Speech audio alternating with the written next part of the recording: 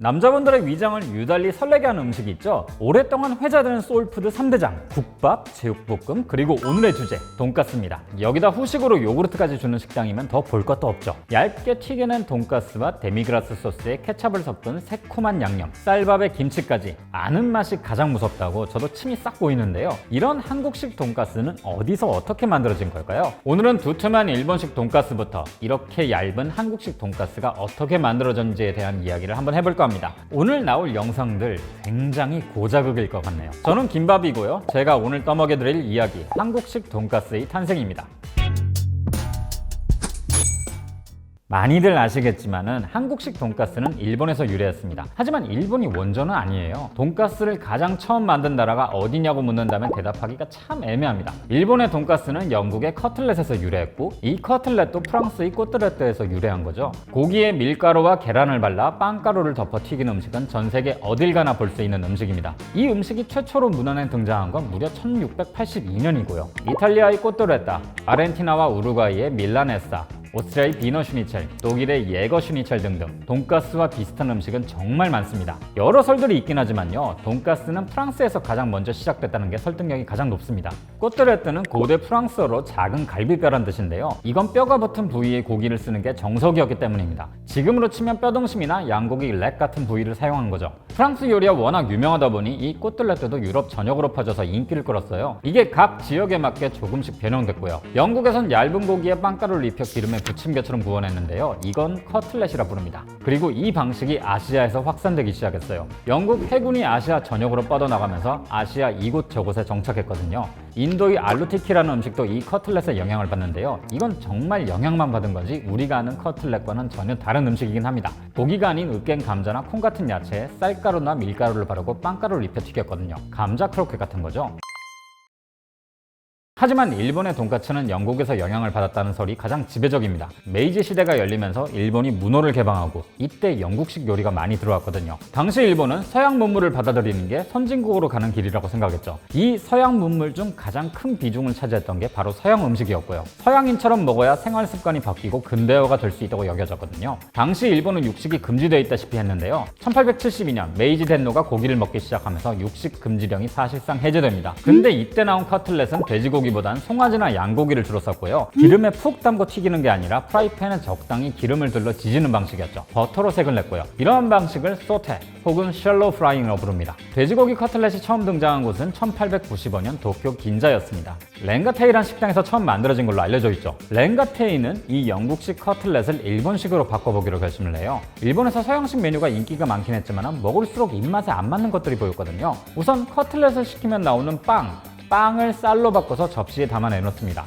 일본인들은 빵보단 쌀이 익숙하고 포크로 퍼먹기에는 접시가 편했거든요. 우리도 경양식 하면 접시에 담아주는 쌀밥을 떠올리죠. 이 문화를 만든 게 바로 일본입니다. 그리고 돈가스와 함께 내는 가니쉬도 일본식으로 바꿨어요. 서양은 주로 굽거나 볶은 야채를 줬지만 렌가테이는 양배추만 썰어 내줬거든요. 그리고 가장 중요한 고기를 바꿉니다. 1899년 렌가테이는 돼지고기로 만든 커틀렛을 일본에서 처음으로 만들어 팔았습니다. 근데 고기 종류만 바꾼 거지 조리 방식을 바꾼 건 아니었어요. 여전히 소테 방식으로 고기를 익혔고 고기에 붙은 뼈도 함께 그릇에 내놨죠. 그런데 이게 모조리 바뀌게 된 계기가 있습니다. 렌가테이의 커틀렛은 엄청나게 잘 팔렸는데요, 러일 전쟁이 벌어지면서 주방 수습생들이 전부 징병되는 일이 벌어집니다. 인력이 부족하니 최대한 손이 덜 가는 쪽으로 조리 방법을 바꾸게 됐죠. 이때부터 기름을 솥에다 가득 붓고 딥프라잉 방식으로 고기를 튀겼어요. 뼈는 미리 다 제거해 놓고요. 그리고 생양배추를 썰어 내놓은 것도 야채를 구울 시간이 없었기 때문이죠. 최대한 들어가는 노동을 줄이려다 보니 이런 커틀렛이 나온 겁니다. 이제 슬슬 익숙하시죠? 렌가테이의 커틀렛이 엄청난 인기를 끌고 나니 근처에서 커틀렛을 팔던 서양 음식점들도 전부 이걸 카피했습니다. 고기를 대량으로 튀기기도 편하니 너무나 좋은 방식이었죠. 커틀렛은 이때부터 하나하나 정성스럽게 굽는 고급 요리가 아닌 대중식으로 변하게 됩니다. 이후 다양한 스타일의 커틀렛이 등장했죠. 카레 돈가스인 카츠케라, 돈가스 덮밥인 카츠동이 차례로 나왔고 포장마차와 소바국수 가게에서도 돈가스를 팔면서 서민 음식으로 탈바꿈하게 됩니다. 근데 이걸 지켜보던 시마다 신지로라는 요리사는 좀 더 일본스러운 커틀렛을 만들고 싶었어요. 콘치켄이라는 양식당을 운영하고 있었는데 여기선 커틀렛을 시키면 미소 된장국을 같이 주고 커틀렛도 미리 잘라서 서빙합니다. 이러면 칼이나 포크 없이 젓가락만으로 먹을 수 있었으니까요. 그리고 이 메뉴에 히라가나로 이름을 붙이죠. 돈카츠. 이 돈카츠 역시 일본에서 어마어마한 인기를 누렸고요. 돈까츠는 뒤늦게 한국에도 건너옵니다. 일제강점기 영향이었죠. 당시에 일본인들도 한국에 많이 살다 보니 당연한 일이었어요. 돈까츠는 일본인들이 가장 좋아하는 음식이었거든요. 그때 한국에 들어온 돈까츠는 렌가테이식 돈까츠였습니다. 폰체켄식의 돈까츠는 50년대쯤부터 일본에서 대중화됐었으니까요. 한국의 경양식집이 인기를 끌면서 서양식 일품 요리가 유행하긴 했지만요. 사실 우리나라 사람들이 먹은 건 화양식이 대부분입니다. 나폴리탄 스파게티, 함박 스테이크, 오므라이스 같은 음식들이 그렇죠. 하지만 이 돈까츠를 먹어본 사람들은 아주 드물었어요. 경양식당은 대부분 일본인 거주구역 근처에 있었고 굉장히 비쌌거든요. 우리나라 사람들이 돼지고기를 좋아하는 편도 아니었고요. 우리나라에서 돈까츠가 대중적으로 팔린 건 그보다 한참 이후의 이야기입니다. 한국과 일본은 식문화가 아주 다르거든요. 말씀드렸던 것처럼 우리나라 사람들은 돼지고기를 별로 좋아하지 않았습니다. 돈슐랭 돼지고기 편에서도 이야기했지만 우리가 현대식 양도법을 도입한 게 1970년대부터거든요. 이전엔 돼지에서 냄새도 많이 났죠. 또 한국은 기름이 풍부한 나라도 아니었어요. 일본에서 돈까츠를 딥프라잉 할 수 있었던 건 일단 식용유가 풍부했기 때문입니다. 이걸 바탕으로 한 덴뿌라 문화가 이미 만들어져 있었죠. 그런데 우리나라는 식용유라고 해봤자 참기름, 들기름 정도였거든요.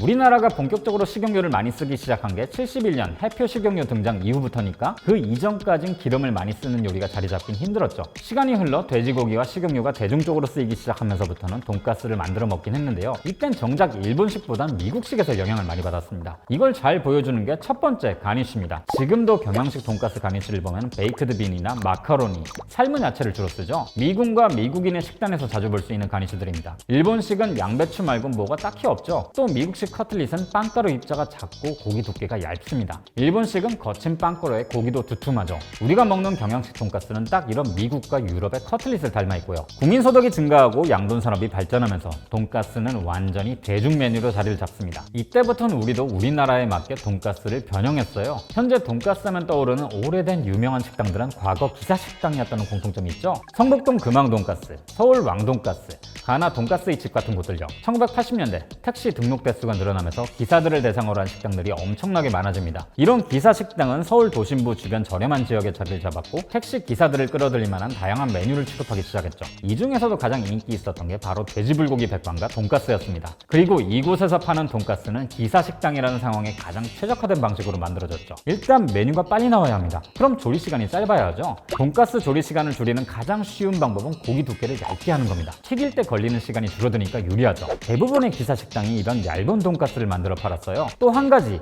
여기서 기사님들이 기대하는 건 돈가스지 정통 경양식이 아닙니다. 때문에 밥과 김치는 꼭 들어갔고 풋고추와 쌈장을 주는 곳도 있었죠. 가끔 스프가 아닌 국을 주는 곳들도 있었고요. 이 정도면 거의 새로운 한식 메뉴가 하나 나왔다고 봐도 무방합니다. 우리나라에서 돈가스는 가성비 메뉴로 통합니다.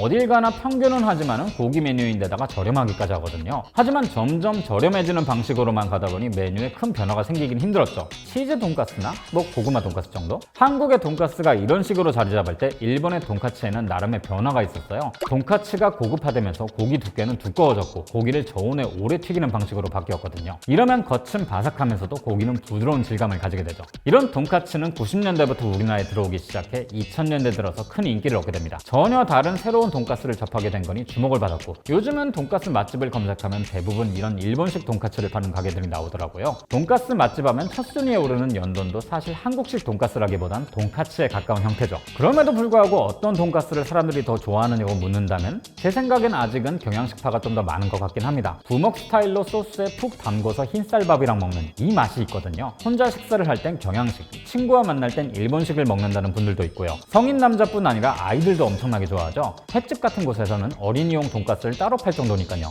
추억을 넘어 세대를 뛰어넘는 돈가스. 최초의 커틀렛과는 다른 형태지만 늘 많은 사람들의 소울푸드로 인정받고 있으니 제대로 로컬라이징 됐다는 생각은 드네요. 여러분은 어떤 돈가스를 가장 좋아하시는지, 가장 좋아하는 돈가스 집이 있다면 댓글로 공유를 해주셔도 좋을 것 같습니다. 오늘 영상은요, 백종원 대표의 명언으로 마무리를 할까 합니다. 돈가스는 그때그때 썰어라. 썰어놓고 이야기하다 보면 다 빼앗길 테니까. 그럼 저는 다음에 다시 뵙겠습니다.